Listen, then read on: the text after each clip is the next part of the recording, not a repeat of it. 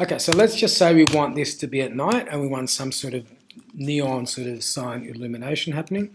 So what I'll do, I'll adjust, it's probably a bit too intense, that point light. Might make the color a little bit less blue, maybe a bit more subtle. Okay, so let's just say for argument's sake, this scene is at night, so we want some sort of neon sort of signage. Now we can actually, whether it's with a texture or whether it's with polygons, you can actually create text. Okay, so if I go to create type, loading fonts, oh goodness gracious, now why did that's too big, there we go. But it brings up this sort of editor, so you can type in, say, whatever, say candy shop. So you can sort of type it in, it comes up. You can change the font if you want, and of course the size, that's too big. So I'll just get it down to be small. Kernel space, geometry, okay, that'll do. But what I might want to do, that's too fat, I'll just reduce it in thickness. And then say I can use this in front of my shop as a sign, so I'll just go to my channel box and rotate it around. Yeah, that's fine. Okay, so I'll position this, say, at the top here. It's still probably a bit too thick. Okay, so if we were after some sort of illuminated neon sign at night, then we need to sort of treat the lighting a little bit differently. So the first thing maybe is go back to the directional light to make it even darker, because it's at night. What's that? That's 0.1 and that's 0.5. I'll reduce this one to maybe to 0.3. So it's fairly dark.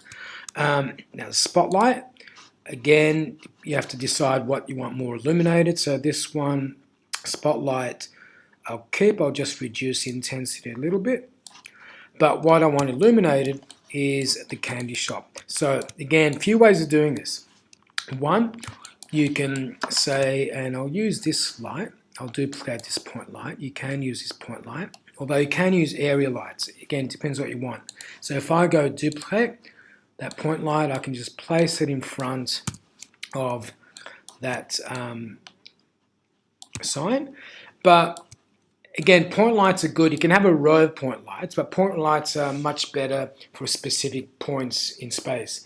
For a sign where it's got sort of horizontal sort of depth, so to speak, rather than a point light, you can possibly get a series of point lights, but what might be better is using an area light.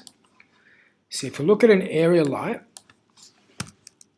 now area light's a bit different. The larger it is, when you scale it, more intense, but then you can compensate by reducing the intensity. But what you can do with an area light is scale it and squash and stretch it to start illuminating in the sort of same proportions as your object, say the signage. So what you can do is scale it down so you can sort of see that depending on the shape of it, it illuminates accordingly. You might want to sort of adjust it a little bit. Okay, so let's just say that will do for now. And maybe if we want the sign to be blue, you can make that blue as well.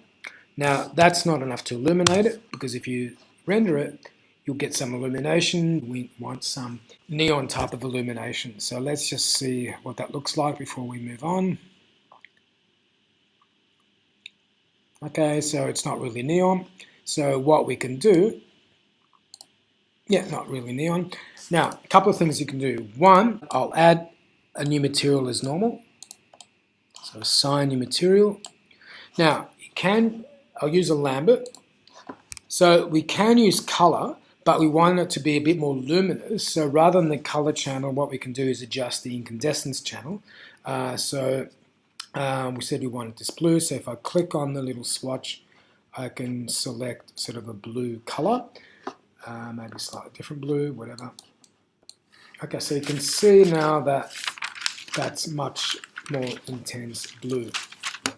Where are we? There we go. Okay, now so let's just see what we've got if we render it. Probably a little bit better, but we can probably do an extra couple of things.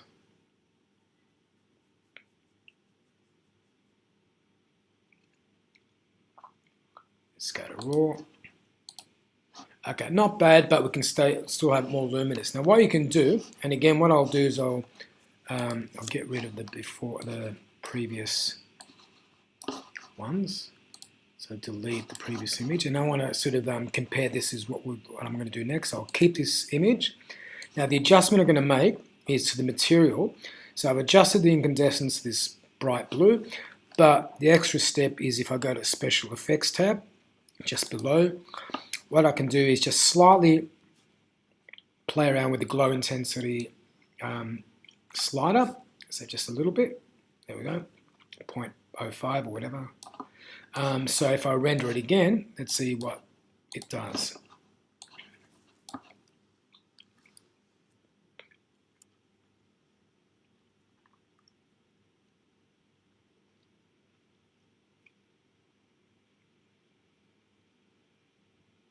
Okay, so you can see it's starting to glow a little bit. Okay, so if I do it a bit more, so I'll compare this, keep that image. So I'll make it a little bit more, actually I'll do it a lot more just to sort of make it more obvious what it's doing. So I'll increase it to point whatever, 2 or something. And then render it again, and we can sort of compare the two. Again, the key thing in this part of the process is that you make your adjustments, you do a test render, see what it looks like, make a decision, and go back and make further adjustments, all within the camera view. Again, it doesn't matter what's happening outside the camera view because you're not going to see it. What matters is what you see in the camera view. So if you look at this, it looks a little bit better. Candy shop illuminated, all good. So you've got the door there. Now you might want the door to be a bit darker than the rest of it. So I'll just assign a new material for that. Assign new material.